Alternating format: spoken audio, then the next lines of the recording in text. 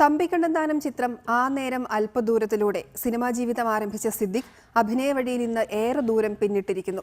വില്ലനായും നായകനായും സ്വഭാവ നടനായുമൊക്കെ വ്യത്യസ്തമായ അഭിനയ ശൈലിയിലൂടെ ഭാവത്തിന്റെ ഭിന്ന പ്രപഞ്ചങ്ങൾ സൃഷ്ടിച്ചുകൊണ്ടിരിക്കുകയാണ് സിദ്ദിഖ്.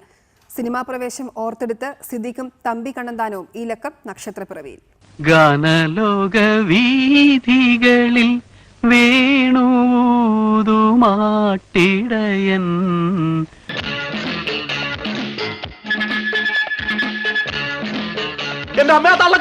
വർഷങ്ങൾ എത്രയായി നീ ഇതേ ചെമ്പരത്തി പൂവിൽ തൂങ്ങിക്കിടക്കുന്നു. അതേസമയം ഞാനോ അങ്ങ് വളർന്നു വലുതായി ആകാശം മുട്ടി. നേരം വെളുക്കുമ്പോ കെട്ടിപ്പിടിച്ച് കിടന്നിരുന്ന എന്റെ ഉമ്മയുടെ കൈയൊക്കെ ഇങ്ങനെ തണുത്ത് വിറങ്ങലിച്ച് എപ്പോഴോ ഓർമ്മ വന്നപ്പോ എന്റെ കൊച്ചെന്റെ കയ്യെ പിടിച്ച ചോദിക്കുക, പാപ്പാ അന്ന് രൂപ തന്നിരുതേ, എനിക്കിത് വല്ലതും വരുമായിരുന്നു.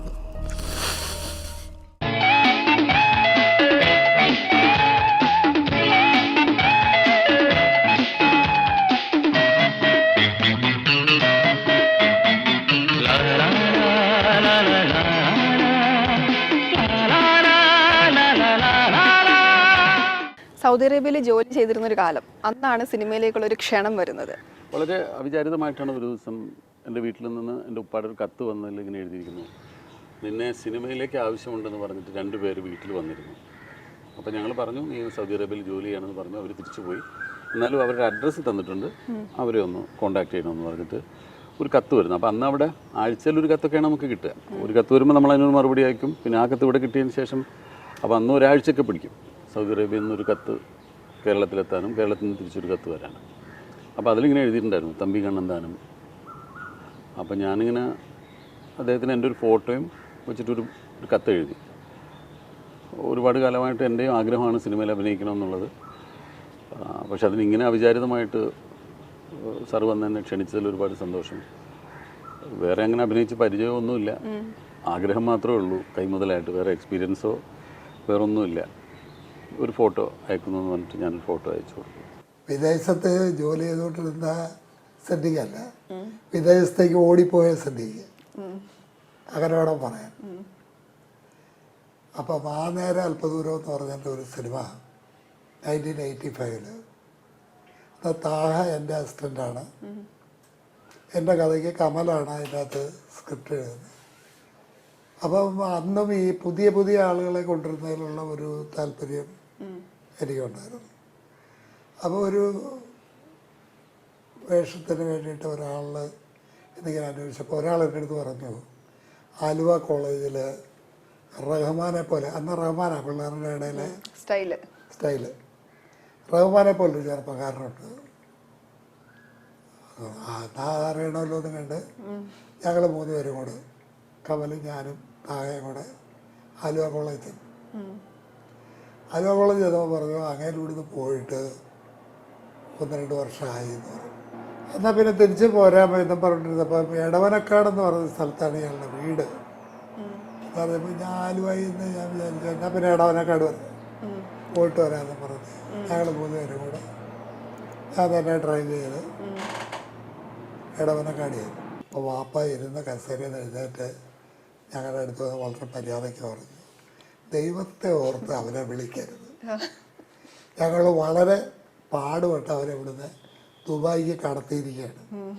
അവരവിടെ എന്തെങ്കിലും ജോലിയൊക്കെ ചെയ്ത് ജീവിച്ചോട്ടെ, അതൊക്കെ ഒരു ദോഷമില്ലല്ലോ എന്ന് പറഞ്ഞു. അപ്പോൾ ഞാൻ സൗദി അറേബ്യയിൽ നിന്ന് ജോലി മതിയാക്കി നാട്ടിലേക്ക് തിരിച്ച് പോരാനുള്ളൊരു സമയമായിട്ടുണ്ട്. അപ്പോൾ പോരായിരിക്കുകയായിരുന്നു ഓൾറെഡി. ഒരു ദിവസം നമ്മൾ ഈ കാർഡ് പഞ്ച് ചെയ്യുമല്ലോ, വന്ന സമയത്ത് ഇങ്ങനെ കമ്പനി ടെർമിനേറ്റ് ചെയ്ത കുറേ ആളുകളുടെ ലിസ്റ്റ് അവിടെ ഇട്ടിട്ടുണ്ടായിരുന്നു. അപ്പോൾ ചില ആളുകൾ ലിസ്റ്റ് വായിച്ചിട്ട് ഇങ്ങനെ കരയുന്നുണ്ട്, പെട്ടെന്ന് ജോലിയിൽ നിന്ന് പിരിച്ചു വിടുകയല്ലേ. വേറൊന്നുമില്ല, കമ്പനിക്ക് കിട്ടിയ വേറൊരു കോൺട്രാക്ട് എന്തോ ക്യാൻസലായിപ്പോയി. അപ്പോൾ അവർക്ക് അത്രയും തൊഴിലാളികളെ വെച്ചുകൊണ്ടിരിക്കാനുള്ള ഉദ്ദേശമില്ല. അപ്പോൾ അവിടെ അങ്ങനെയല്ലേ, പെട്ടെന്ന് അവരോട് പോയി കളയാൻ പറഞ്ഞാൽ 1 മാസത്തെ നോട്ടീസ് പേ കൊടുക്കണം, അത്രേ ഉള്ളൂ. അപ്പോൾ ഞാൻ പോയിട്ട് 2 വർഷത്തിൽ കൂടുതലായി, 2-2.5 വർഷം ആകുന്നു. അപ്പോൾ എനിക്ക് നാട്ടിൽ വരാനും പറ്റിയിട്ടില്ല. അപ്പം ഞാൻ പെട്ടെന്ന് എൻ്റെ നമ്പർ കൂടെ കണ്ടപ്പം എനിക്ക് വളരെ സന്തോഷം തോന്നി. കാരണം 1 മാസത്തെ സാലറി എക്സ്ട്രാ കിട്ടും, ഇനിയിപ്പോൾ പെട്ടെന്ന് വീട്ടിലേക്ക് പോവുകയും ചെയ്യാം. 10-23 വയസ്സൊക്കെ അല്ലേ ഉള്ളൂ. അപ്പോൾ ഒരു എൻ്റെ ഭാവി മുരടിച്ച് പോകുന്നു അങ്ങനെ ഒന്നും വിചാരിക്കാനുള്ള പ്രായമായിട്ടില്ല. ഇല്ലെങ്കിൽ വേറെ നാട്ടിൽ ചെന്നിട്ട് വേറെ എന്തെങ്കിലും ചെയ്യാം എന്നുള്ള മട്ടിലാണ്. അപ്പം അങ്ങനെ ഞാൻ പറഞ്ഞു, ഇങ്ങനെ അടുത്ത മാസത്തോടുകൂടി ഞാനും ജോലി മതിയാക്കി നാട്ടിലേക്ക് വരികയാണ്, അപ്പോൾ ഞാൻ മദ്രാസിൽ വന്ന് കണ്ടോളാം എന്ന് പറഞ്ഞിട്ടാണ് ഞാൻ അദ്ദേഹത്തെ പോയി കാണുന്നത്. അങ്ങനെ ഒരു മാസം കഴിഞ്ഞ് ഞാൻ മദ്രാസിൽ ബാച്ചിലറാണ്. ഞാൻ ഇങ്ങനെ എൻ്റെ ഫ്ലാറ്റിൻ്റെ വരാന്തയിൽ ഇങ്ങനെ പത്രം വായിച്ചുകൊണ്ടിരിക്കുമ്പോൾ ഒരു ഓട്ടോറിക്ഷ വന്നു. അപ്പോൾ അപ്സ്റ്റേറിൽ താഴോട്ട് നോക്കിയപ്പോൾ ഓട്ടോറിക്ഷയിൽ നിന്ന് ഇറങ്ങി 2 കൈയിലും ബാഗുമായിട്ട് ഒരാൾ മേളിലോട്ട് നോക്കിയിരിക്കുന്നു. അപ്പോൾ അന്ന് ഞാനൊരു ഫോട്ടോ എടുത്തുകൊണ്ട് വന്നായിരുന്നു വീട്ടിൽ നിന്ന്.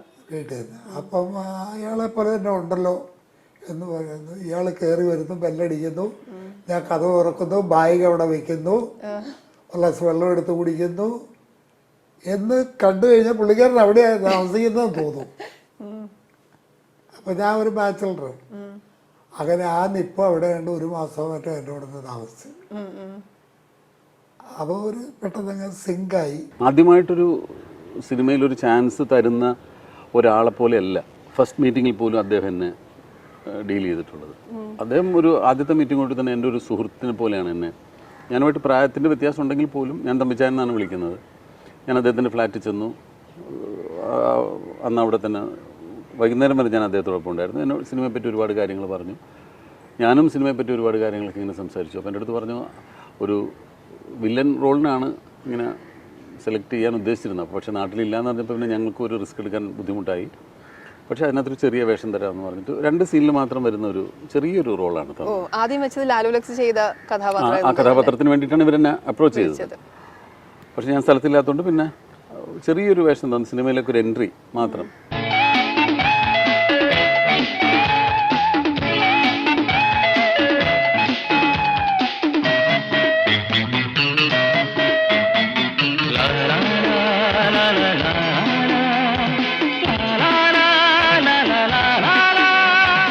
താങ്കളുടെ പേര് എങ്ങനെയായിരുന്നു അവർ അറിയുന്നത്? അന്ന് സിനിമയുമായി ബന്ധപ്പെട്ട ആളുകളൊക്കെ സമീപിച്ചിരുന്ന ഒരു അസ്ട്രോളജി എന്നോ ജ്യോത്സ്യം എന്നൊക്കെ പറയാതിന് കോരച്ചേട്ടൻ എന്ന് പറഞ്ഞിട്ട് എറണാകുളത്ത് വളരെ ഫേമസ് ആയിട്ടുള്ള ഒരാളുണ്ടായിരുന്നു. അപ്പോൾ അദ്ദേഹം സിനിമയുടെ ചില കാര്യങ്ങളൊക്കെ നോക്കി ഇന്ന ദിവസം തുടങ്ങണം, ഇന്ന ആളുകൾ വേണം, ഇന്ന ആളുകൾ വേണ്ട എന്നൊക്കെ പറയുന്ന ഒരു രീതി അന്നുണ്ടായിരുന്നു. അദ്ദേഹം മരിച്ചുപോയി. അപ്പോൾ അദ്ദേഹത്തിൻ്റെ ഒരു റിലേറ്റീവ് ഗീവർഗീസ് എന്ന് പറഞ്ഞിട്ട് ഒരു സാർ എന്നെ പഠിപ്പിച്ചിരുന്നു. ഗീവർഗീസ് സാർ എൻ്റെ ഹൈഡ്രോളിക്സ് എടുത്തിരുന്ന സാറായിരുന്നു ഞാൻ പോളിടെക്നിക്കിൽ പഠിക്കുമ്പോൾ. അപ്പോൾ സാറിങ്ങനെ ഞാൻ മിമിക്രി കാണിക്കുന്നതൊക്കെ കണ്ടിട്ടുണ്ട്. സാർ എപ്പോഴും കോരച്ചേട്ടനോട് പറഞ്ഞിട്ടുണ്ട്, പോളിടെക്നിക്കിൽ ഇങ്ങനെ ഒരു പയ്യനുണ്ടായിരുന്നു, മിമിക്രി ഒക്കെ കാണിക്കും എന്നൊക്കെ പറഞ്ഞിരുന്നു. അപ്പോൾ അത് ഈ കോരച്ചേട്ടൻ്റെ ഓർമ്മയിലുണ്ടായിരുന്നു. അപ്പോൾ ഇവർ ആ നേരം അല്പദൂരം എന്ന് പറയുന്ന സിനിമയിലെ കാസ്റ്റിങ്ങിനെ കുറിച്ച് സംസാരിച്ചപ്പോൾ കോരച്ചേട്ടൻ പറഞ്ഞു, ഈ റോളിൽ പുതിയൊരാളാണെങ്കിൽ കുറച്ച് നന്നായിരിക്കും, അങ്ങനെയാണെങ്കിൽ ഇങ്ങനെ ഒരാളുണ്ട് എന്ന് പറഞ്ഞിട്ടാണ് ഇവർ പോളിടെക്നിക്കിൽ പോയി എൻ്റെ അഡ്രസ്സ് എടുത്തിട്ട് എൻ്റെ നാട്ടിൽ വന്നത്. ആ സിനിമ അത്ര വലിയ വിജയമൊന്നും അല്ലായിരുന്നു, എന്നാലും ആളുകളൊക്കെ ഒരുമാതിരി ശ്രദ്ധിച്ചു. അത് കഴിഞ്ഞ് 2ാമത്തെ പടം രാജാവിൻ്റെ മോൻ എന്ന് പറഞ്ഞ സിനിമ ഞാൻ പ്രൊഡ്യൂസ് ചെയ്തു, ഡയറക്റ്റ് ചെയ്തു. ആ സിനിമയിൽ സിദ്ദീഖിന് കൊടുക്കാൻ വേഷമൊന്നും ഇല്ലായിരുന്നു. അതിൻ്റെ ഒരു പത്രക്കാരൻ്റെ വേഷം കൊടുത്തു. പക്ഷെ ഒടുവിൽ പടം വന്നു കഴിഞ്ഞപ്പോഴത്തേക്ക് ആ സീന് പടം ട്രിം ചെയ്ത് വന്നപ്പോഴത്തേക്ക് ആ സീൻ പോയി. അങ്ങനെ ഒരു എൻട്രി കിട്ടിയില്ലായിരുന്നെങ്കിൽ ഞാൻ എന്ത് ചെയ്യുമായിരുന്നു? കാരണം എനിക്ക് സിനിമയിലുള്ള ആരെയും പരിചയമില്ല, സിനിമയുമായി ബന്ധപ്പെട്ടുള്ള ഒരാളോടും എനിക്കൊരു അടുപ്പമില്ല. സൗദി അറേബ്യയിൽ നിന്ന് ജോലി കഴിഞ്ഞ് ഇവിടെ വന്നാൽ ഇവിടെ ഞാൻ വേറെ എന്തെങ്കിലും ജോലി അന്വേഷിക്കും. സിനിമയിൽ അഭിനയിക്കാനുള്ള ആഗ്രഹം ഉണ്ടെങ്കിൽ പോലും ഞാൻ അതിനു മുമ്പ് ഒരു ഇൻ്റർവ്യൂകളിലോ ഒന്നും പോയി എനിക്ക് അതിനൊക്കെ ഒരു ആത്മവിശ്വാസം കുറവുള്ള ഒരാളായിരുന്നു. ഇപ്പോൾ മഞ്ഞിൽ വിരിഞ്ഞ പൂക്കൾ എന്ന് പറയുന്ന സിനിമയിലേക്ക് അഭിനേതാക്കളെ ക്ഷണിച്ചുകൊണ്ടുള്ള പരസ്യം ഞാനും കണ്ടതാണ് പത്രത്തിൽ. ഞാനും ഒരു ആപ്ലിക്കേഷൻ അയച്ചിട്ടില്ല. ഞാനത് കാണുമ്പോൾ ഞാൻ ഉടനെ വിചാരിക്കുന്നത്, ഇത് എനിക്കൊന്നും ഇതൊന്നും കിട്ടില്ല, ഇതൊക്കെ വേറെ എത്രയോ കഴിവുള്ള ആളുകളുണ്ട്, അവർക്കേ കിട്ടുള്ളൂ. പക്ഷെ മനസ്സിൽ ആഗ്രഹമുണ്ട് താനും. പക്ഷെ ഒരാളെ പോയി സമീപിക്കാനൊക്കെ പേടിയാണ്. പിന്നെ വീട്ടുകാരറിയോ അല്ലെങ്കിൽ കൂട്ടുകാരൊക്കെ അറിഞ്ഞാൽ അവരൊക്കെ കളിയാക്കും, ഇങ്ങനെ സിനിമയിൽ അഭിനയിക്കാൻ നടക്കുന്നു എന്നൊക്കെ പറഞ്ഞിട്ട്. അപ്പോൾ അതിന് അങ്ങനെ പോകാനുള്ളൊരു ആത്മവിശ്വാസക്കുറവുണ്ടായിരുന്നു. പക്ഷേ ഇതെനിക്ക് ഒരാളൊരു കൈനീട്ടി തന്ന പോലെയാണ് പെട്ടെന്ന്. അതല്ലെങ്കിൽ എനിക്ക് ആ ഒരു ഭയം എപ്പോഴും ഉണ്ടാകുമായിരുന്നു. പക്ഷേ പിന്നീട് ഞാൻ തമ്പിച്ചാനിലൂടെയാണ് സിനിമയുമായി ബന്ധപ്പെട്ട ഒരുപാട് ആളുകളെ പരിചയപ്പെട്ടത്. സിദ്ദീഖിനെ ഞാൻ പലർക്കും പരിചയപ്പെടുത്തി കൊടുത്തു. അങ്ങനെ ജോഷിയെ ഞാൻ പരിചയപ്പെടുത്തി കൊടുത്തു. ഈ ജോഷിക്ക് തമാശയൊക്കെ ഭയങ്കര ഇഷ്ടമുള്ള ആളാണ്, സീരിയസ് സിനിമയാണ് ചെയ്യുന്നതെങ്കിൽ. അപ്പോൾ ഞാൻ സിദ്ദീഖിൻ്റെ അടുത്ത് പറഞ്ഞു, ജോഷിയുടെ സെറ്റിലൊക്കെ പോയിട്ട് ജോഷി കേൾക്കാവുന്ന പോലെ തമാശകളൊക്കെ പറയണം. ഇല്ലടാ, മറന്നിട്ടില്ല. നിന്റെ ഉമ്മയ്ക്ക് 500 രൂപ മണി ഓർഡർ അയക്കണം. അയക്കാം.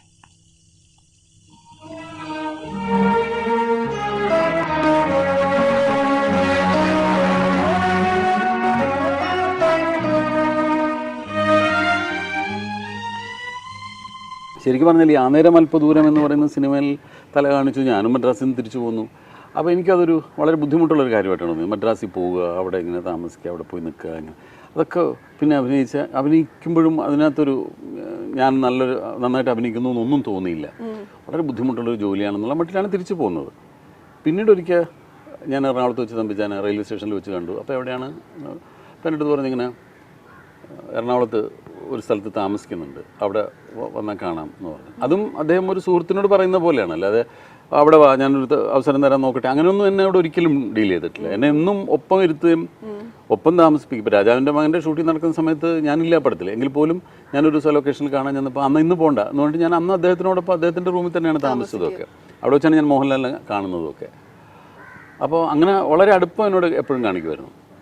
അപ്പോൾ ഇതുപോലെ എറണാകുളത്ത് വെച്ചൊരു ദിവസം കണ്ടപ്പോൾ എന്നോട് പറഞ്ഞു ഇങ്ങനെ ഇന്ന സ്ഥലത്ത് താമസിക്കുന്നുണ്ട്, അവിടെ വാന്ന് പറഞ്ഞു. ഞാൻ അവിടെ ചെല്ലുമ്പോൾ ഡെന്നിസ് ജോസഫ് ഉണ്ട് അവിടെ. അപ്പോൾ ഡെന്നിസ് ജോസഫിനെ പരിചയപ്പെടുത്തി. അപ്പോൾ ഇങ്ങനെ പഠിക്കുന്ന കാലത്ത് മിമിക്രി ആർട്ടിസ്റ്റൊക്കെ ആയിരുന്നു. അപ്പോൾ ഡെന്നിസ് പറഞ്ഞു എന്നാൽ ഒരു മിമിക്രി കാണിക്കൂ. അപ്പോൾ പുള്ളി പറഞ്ഞു മിമിക്രിയൊക്കെ കാണിക്കാം, പക്ഷേ നിനക്ക് ഇഷ്ടപ്പെട്ടാൽ നീ അടുത്ത പടത്തിൽ റോൾ കൊടുക്കും. അപ്പോൾ നീ കൊടുക്കാം, പ്രോമിസ് അല്ലേ, പ്രോമിസ് അന്നൊക്കെ കാണിക്കുന്നു പറഞ്ഞു. അപ്പം ഞാനപ്പോൾ ഈ സൗദി അറേബ്യയിലൊക്കെ പോയി അങ്ങനെ മിമിക്രി ഒന്നും കാണിക്കില്ല, എനിക്ക് അതിൻ്റെ ഒരു ടച്ചൊക്കെ വിട്ടുപോയിട്ടുണ്ട്. പക്ഷെ ഞാൻ ഇപ്പോഴും ഡെന്നിസിനോട് പറയും, ഞാനിങ്ങനെ അടിവയറ്റിൽ നിന്നാണ് ആ മിമിക്രി എടുത്തുകൊണ്ട് വന്നത്. അതായത് എനിക്കൊരു സിനിമയിൽ അവസരം കിട്ടാൻ പോവുകയാണ്. എനിക്കെന്തോ അദ്ദേഹത്തിൻ്റെ വാക്കുകളും വലിയ വിശ്വാസമായിട്ട് തോന്നി. അങ്ങനെ ഞാനൊരു ഹ്യൂമറസ് സിറ്റുവേഷൻ ഇങ്ങനെ പറഞ്ഞിട്ട് ഒരു സ്കിറ്റ് പോലെ ഒരു ഇത് കാണിച്ചു. ഇങ്ങനെ അദ്ദേഹം കുറച്ച് കഴിഞ്ഞപ്പോൾ ഈ ഡെന്നിസ് ജോസഫ് ചിരിച്ചിട്ട് കട്ടിലിൽ നിന്ന് താഴെ വീണു. ഇങ്ങനെ ഡെന്നിസ് അങ്ങനെ ചിരിക്കുന്ന ആളാണ്, ഇപ്പോഴും അങ്ങനെ. ഡെന്നിസ് മതിമറന്ന് ചിരിക്കും, അതിനൊരു റെസ്ട്രിക്ഷൻ ഒന്നും വെക്കില്ല. അങ്ങനെ ഇങ്ങനെ പുള്ളി ചിരിച്ചു. അപ്പോൾ പുള്ളിയുടെ ചിരി കണ്ടപ്പോൾ എനിക്കൊന്നുകൂടെ ആവേശം കയറി. ഞാനൊരു ഒരു 5 മിനിറ്റോളം ഒരു സ്കിറ്റ് ഇങ്ങനെ കാണിച്ചു. അവന് അടുത്ത പടത്തിൽ തരാമെന്ന് പറഞ്ഞു. അങ്ങനെയാണ് ന്യൂഡൽഹിയിലേക്ക് വരുന്നത്. നമസ്കാരം സാർ. നിങ്ങളാരാ? ഞങ്ങൾ GK സാറിന്റെ അടുത്തുനിന്ന് വരികയാണ്, ന്യൂഡൽഹി ഡയറി. ഓ, എന്നാലും ഈ അസമയത്ത് വണ്ടി തെറ്റിപ്പോയതാണ് സാർ. എന്താ കാര്യം? അനൂപ് ജലോട്ടയുടെ ഗസൽ സിസ്റ്റമാണെന്ന് പറഞ്ഞിരുന്നില്ലേ, GK സാർ തന്നയച്ചതാ. അവിടെ വെച്ചേക്കൂ. ന്യൂഡൽഹിയിൽ വരുന്ന സമയത്ത് പിന്നെ എൻ്റെ കല്യാണവും ആ സമയത്തായിരുന്നു. അപ്പോൾ ഡൽഹിയിൽ പോയി ഞാൻ കല്യാണം കഴിഞ്ഞതിൻ്റെ പിറ്റേ ദിവസം ഞാൻ ഷൂട്ടിങ്ങിന് വേണ്ടി പോവുകയാണ്. അപ്പോൾ കല്യാണ പെണ്ണിങ്ങനെ കരഞ്ഞ വീട്ടിൽ നിൽക്കുന്നുണ്ട്. അപ്പം ഞാനിങ്ങനെ സിനിമയിൽ അഭിനയിക്കാൻ പോകുന്നു എന്നൊക്കെ പറഞ്ഞപ്പോൾ അങ്ങനെ ഒരു ബാക്ക്ഗ്രൗണ്ട് ഒന്നും ഉള്ള ആളും അല്ലല്ലോ. അപ്പോൾ എന്താണ് ഇയാൾ പറയണമെന്നുള്ള മട്ടിൽ എല്ലാവരും അന്തം വിട്ട് നിൽക്കണം. പക്ഷേ ഞാൻ എനിക്ക് പോയേ പറ്റുള്ളൂ എന്ന് പറഞ്ഞിട്ട് ഞാൻ ഒരു ഫെബ്രുവരി 8-ാം തീയതി 1987 ഫെബ്രുവരി 8-ാം തീയതി ആയിരുന്നു എൻ്റെ കല്യാണം. 9-ാം തീയതി കഴിഞ്ഞ് 10-ാം തീയതി വെളുപ്പിനെ ഞാനിങ്ങനെ പോവാണ്. അപ്പോൾ ഞാനും വളരെ പ്രയാസപ്പെട്ടിട്ടാണ് ആ എയർപോർട്ടിലേക്കുള്ള ബസ്സിലേക്ക് കയറുന്നത്. പക്ഷേ അതെൻ്റെ സിനിമയിലേക്കുള്ളൊരു യാത്രയായിരുന്നു. അത് തുടക്കമായിരുന്നു. ഞാനത് തിരിച്ചറിഞ്ഞിട്ടില്ല അന്ന്. ഞാൻ സങ്കടപ്പെട്ട് തന്നെയാണ് ഇരിക്കുന്നത്. ഞാൻ നേരെ പോയി കൊച്ചിൻ എയർപോർട്ടിൽ വന്ന് അവിടെ നിന്ന് നേരെ ഡൽഹി ഫ്ലൈറ്റിൽ പോയി അവിടെ ചെന്നിറങ്ങി. അന്ന് ഉച്ചയ്ക്ക് എനിക്ക് ഷൂട്ടിംഗ് ഉണ്ടായിരുന്നു. പിന്നെ ഞാൻ സിനിമയിലേക്കുള്ള യാത്ര തന്നെയായിരുന്നു. അവിടെ വെച്ച് ഞാൻ അവിടെയും ഓരോ ആളുകളെ പരിചയപ്പെടുന്നു. ആ പരിചയപ്പെട്ടവരെല്ലാവരും എനിക്ക് ഓരോരോ ചെറിയ അവസരങ്ങൾ തരുന്നു.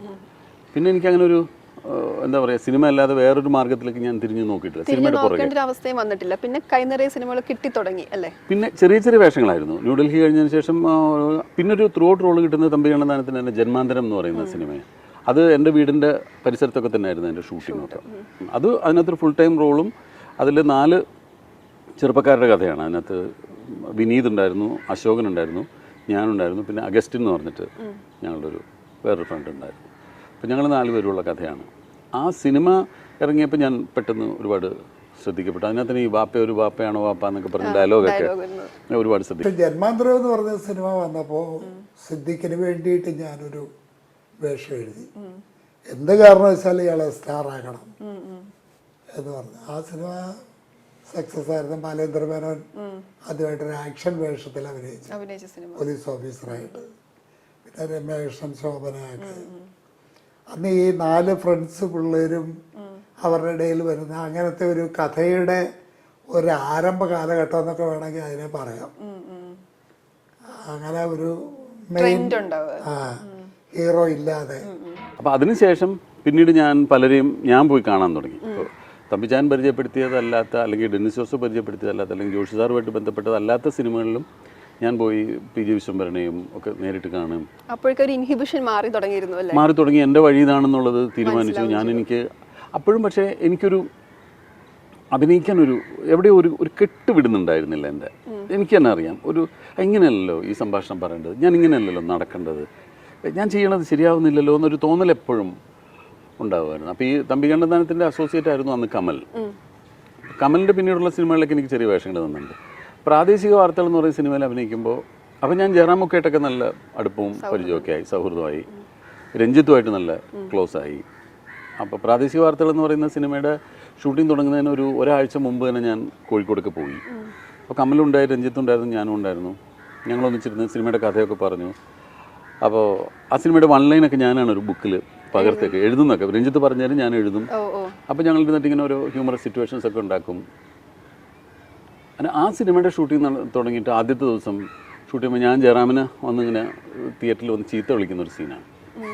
അപ്പോൾ ആ സീനിങ്ങനെ എടുക്കുന്ന സമയത്ത് എനിക്ക് തന്നെ തോന്നി എൻ്റെ ഒരു കെട്ട് വിട്ടിട്ടുണ്ട്. ഫ്ലെക്സിബിൾ ആവുന്നു. എനിക്കത് ഞാൻ വിചാരിച്ച പോലെ പറയാൻ പറ്റുന്നുണ്ട്. അപ്പോൾ ഞാനങ്ങ് അത് പെർഫോം ചെയ്തു. ആ സീൻ കഴിഞ്ഞു. തിരിച്ച് വൈകുന്നേരം റൂമിൽ വന്ന സമയത്ത് കമലിങ്ങനെ ഇൻ്റർകോമിൽ വിളിച്ചു. റൂമിലൊക്കെ അല്ല ഞാൻ കമലിൻ്റെ റൂമിൽ ചെന്നപ്പോൾ കമലിൻ്റെ അടുത്ത് പറഞ്ഞു, ഇവിടെ താൻ ഇത്ര നന്നായിട്ട് അഭിനയിക്കുമെന്ന് ഞാൻ വിചാരിച്ചിട്ടേ ഇല്ല എന്ന് പറഞ്ഞു. അപ്പോൾ എനിക്കും അതൊരു കോൺഫിഡൻസ് ആയി. അവിടെ നിന്നാണ് പിന്നീട് എനിക്കൊരു ഇത് പഠിക്കണം, ഇത് ഒരുപാട് പഠിക്കാനുള്ളൊരു മേഖലയാണ്. അല്ലാണ്ട് നമ്മൾ വിചാരിക്കുന്ന പോലെ പോയിട്ട് ഒരു സംഭാഷണ ശകലം വായിച്ചിട്ട് അത് പറയുന്നതല്ല അഭിനയം എന്ന് പറയുന്നത്. നമ്മൾ ഓരോന്ന് ചെയ്യുന്നതിലും ഒരുപാട് പ്രിപ്പറേഷൻസ് വേണം.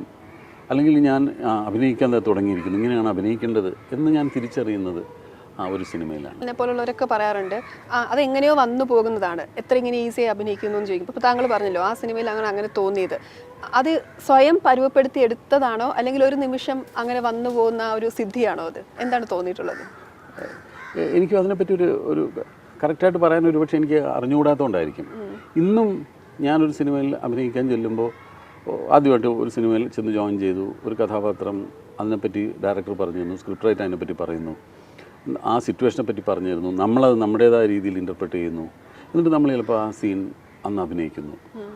ആ സീൻ അഭിനയിക്കുമല്ലോ, ആദ്യത്തെ ആ ഷോട്ട് അഭിനയിക്കുമല്ലോ, ആ അഭിനയിക്കുന്നതിന് ഒരു മിനിറ്റ് മുമ്പ് വരെ പോലും എനിക്കറിയില്ല ഞാനത് എങ്ങനെയാണ് അഭിനയിക്കാൻ പോകുന്നത്. അത് അങ്ങനെ തന്നെ ആയിരിക്കും. അങ്ങനെ എനിക്ക് പല അനുഭവങ്ങളുണ്ട്. ഇപ്പം പ്രാഞ്ചേട്ടൻ അഭിനയിക്കുന്ന സമയത്ത് എൻ്റെ പ്രസംഗമാണ് ആദ്യം ഷൂട്ട് ചെയ്യുന്നത്. പ്രസംഗം കഴിഞ്ഞ് ഞാൻ ഇറങ്ങി വരുമ്പോൾ നമുക്ക് കയറി വരണം. അപ്പോൾ അത് നമുക്ക് അടുത്ത് അങ്ങനെ ചോദിക്കുമ്പോൾ നമുക്ക് പതറിപ്പോവുകയും ചെയ്യുമല്ലോ. അപ്പോൾ രഞ്ജിത്തിൻ്റെ അടുത്ത് ചോദിച്ചു, നീ എങ്ങനെയാണത് മമ്മൂക്കടുത്ത് ചോദിക്കാൻ പോകുന്നത്? അപ്പോൾ ഞാൻ പറഞ്ഞു, എനിക്കിപ്പോൾ ഒരു ഐഡിയ കിട്ടിയില്ല, നമുക്ക് മമ്മൂക്കാനോട് ചോദിക്കാം, എങ്ങനെ ചോദിക്കണം എന്ന് മമ്മൂക്കാനോട് ചോദിക്കാം. എന്നിട്ട് മമ്മൂക്കടുത്ത് ചെന്നു. രഞ്ജിത്ത് ചോദിച്ചു, ഇവൻ ചോദിക്കുമ്പോൾ മമ്മൂക്ക എങ്ങനെയായിരിക്കും അതിന് റിയാക്ട് ചെയ്യുക? എനിക്കറിഞ്ഞൂടാ, അത് അവൻ ചോദിക്കട്ടെ, അവൻ ചോദിക്കുമ്പോൾ അതുപോലെ റിയാക്ട് ചെയ്യാം. അപ്പം ഞാൻ ചോദിച്ചു, നമുക്ക് ഞാൻ എങ്ങനെ ചോദിക്കണം? നിനക്ക് ഇഷ്ടമുള്ള പോലെ ചോദിക്കും. അപ്പോൾ എനിക്കും തോന്നി നമ്മുടെ ഒരു കാഴ്ചപ്പാട് അത് തന്നെയാണ്. മമ്മൂക്കാക്കും അറിയില്ല ആ സമയത്ത് മമ്മൂക്ക എങ്ങനെയാണ് പെർഫോം ചെയ്യാൻ പോകണമെന്ന്, എനിക്കും അറിയില്ല. അങ്ങനെ ശരിയാണ്, അന്ന് നിങ്ങൾ ഇഷ്ടം പോലെ ചെയ്യുന്നു. മറ്റു രഞ്ജിത്ത് അങ്ങ് പോയി, ഞാൻ അവിടെ നിന്ന് ഇറങ്ങി വരുന്നു, ആളുകൾ കൈയടിക്കുന്നു, ഇറങ്ങി വരുന്നു. മമ്മൂക്കയാണെങ്കിൽ ഇങ്ങനെ വളരെ പേടിച്ച് വരുന്ന പോലെ മമ്മൂക്കയും വരുന്നു, ഞാനാണെങ്കിൽ നല്ല കോൺഫിഡൻസിലാണ് ഞാനും ഇറങ്ങി വരുന്നത്. അപ്പോൾ ഇയാളൊന്ന് ചമ്മിക്കാമെന്ന് വെച്ചാൽ അപ്പോൾ തോന്നിയ പോലെയാണ് ആ ചെയ്യുന്നത്. അതിനൊരു സ്പോണ്ടേനിറ്റിയാണ് എപ്പോഴും. ലാൽ എപ്പോഴും അത് പറയാറുണ്ട്. ലാലാണത് കൂടുതൽ പറഞ്ഞ് ഞാൻ കേട്ടിട്ടുള്ളത്. നമുക്കറിയില്ല മറ്റെവിടെ നിന്നോ ആരോ നമ്മളെ സപ്പോർട്ട് ചെയ്യുന്നതാണ്. അത് ഏറെക്കുറെ ശരിയാണ്. അതല്ലാതെ നമ്മൾ പ്ലാൻ ചെയ്തിട്ട് ഞാൻ ഇന്ന സംഭാഷണം പറയുമ്പോൾ ഞാനിങ്ങനെ ഷെമിനെ നോക്കും, അത് കഴിഞ്ഞ് ആ സംഭാഷണത്തിൻ്റെ അവസാനം ഞാൻ കൈ ഇങ്ങനെ എടുക്കും, ഇങ്ങനെയൊക്കെ പ്രിപ്പയർ ചെയ്താൽ ചിലപ്പോൾ ഒരുപക്ഷെ അത് നന്നാവില്ല എന്നാണ് എനിക്കും തോന്നുന്നത്. അതിൻ്റെ ഒരു നാച്ചുറൽ വേയിൽ അതെങ്ങനെ വരും അതറിയാതെ അങ്ങ് വന്നോളും. But the will has to be stronger than the skill. ഇതവൻ കൊണ്ടുപോയിട്ടാ education. I can do as the president to this club what no club has done to the social and cultural fabric of Trichy. Fellow members, I have the will, but I need your vote to allow me demonstrate my skill.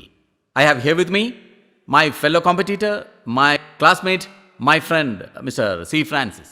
അവനിപ്പോ എന്താ നിന്നെ കുറിച്ച് പറഞ്ഞേ? And I wish him all the best. To say it lightly, both of us were taught by the same revolutionary shepherd, Jesus, who said to love thy enemy. Thank you all, and God bless you.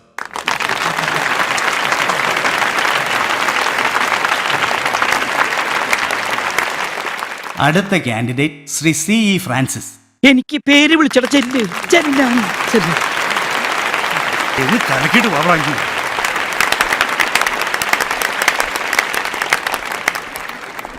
Good luck. പ്രാഞ്ചേ, നീ ആ ചേർത്തിയാരുടെ ഏത് മേലക്കാടാ പിടിച്ചത്? എടുത്തേതാ വലുത്തേതാ? ഈടെ എടുത്തും വലുത്തും അല്ലാതെ പിന്നെ ഏതാണ്ടാ മേല? ചെല്ലി ചെല്ലി. സിദ്ദിഖിനെ പോലുള്ള നടന്മാർക്ക് കിട്ടിയിരിക്കുന്ന ഭാഗ്യവും കൂടെ ആലോചിക്കണം. ഇടതുവശത്ത് മോഹൻലാലും വലതുവശത്ത് മമ്മൂട്ടി ആരും അഭിനയിച്ചു പോകും. അഭിനയിച്ചില്ലെങ്കിൽ വിവരം അറിയും. കാരണം ഇത്രയും വലിയ നടന്മാരുടെ കൂട്ടത്തിൽ അഭിനയിച്ച് അവരുടെ ഒപ്പം നിൽക്കുക എന്ന് പറഞ്ഞു കഴിഞ്ഞാൽ പിന്നെ എഴുത്തുകാരൻ രഞ്ജിത്തുമായിട്ടുള്ള സൗഹൃദം സിദ്ദിഖിൻ്റെ കുറേ നല്ല വേഷങ്ങൾ രഞ്ജിത്ത് സിദ്ദിഖിന് വേണ്ടി എഴുതി. ഗാനലോക വീഥികളിൽ വേണൂതുമാട്ടിടയൻ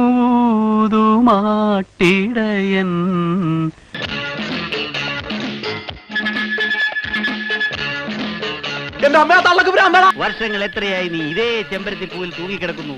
അതേസമയം ഞാനോ അങ്ങ് വളർന്നു വലുതായി ആകാശം മുട്ടി. നേരം വെളുക്കുമ്പോ കെട്ടിപ്പിടിച്ച് കിടന്നിരുന്ന എന്റെ ഉമ്മയുടെ കൈയൊക്കെ ഇങ്ങനെ തണുത്ത് വിറങ്ങലിച്ച്. എപ്പോഴോ ഓർമ്മ വന്നപ്പോ എന്റെ കൊച്ചെന്റെ കയ്യെ പിടിച്ച ചോദിക്കുക, പാപ്പ അന്ന് രൂപ തന്നിരുതേ, എനിക്കിത് വല്ലതും വരുമായിരുന്നു.